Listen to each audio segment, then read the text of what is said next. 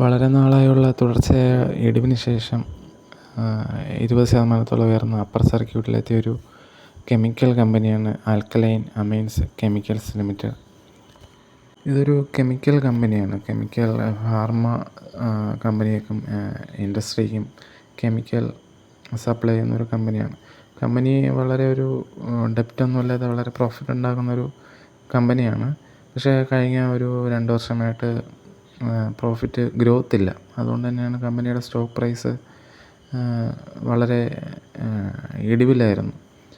അപ്പം വളരെ നല്ല ന്യൂസ് കൊണ്ടൊന്നുമല്ല, സ്റ്റോക്ക് ഏകദേശം ഓവർ സോൾഡിലെത്തിയ ശേഷം ബയേഴ്സ് അധികമായി വന്നതിൻ്റെ ഒരു പ്രഷർ കാരണം ആണ് സ്റ്റോക്ക് അപ്പർ സർക്യൂട്ടിലെത്തിയത്.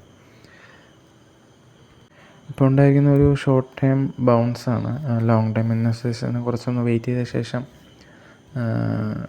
പോർട്ട്ഫോളിയോയിലേക്ക് ആഡ് ചെയ്യാവുന്നൊരു കമ്പനിയാണ്. ലോങ് ടൈമിലേക്ക് ഫ്യൂച്ചർ ഗ്രോത്ത് ഉള്ളൊരു കമ്പനിയാണ്. അപ്പോൾ മറ്റൊരു വീഡിയോ കാണാം. ബൈ.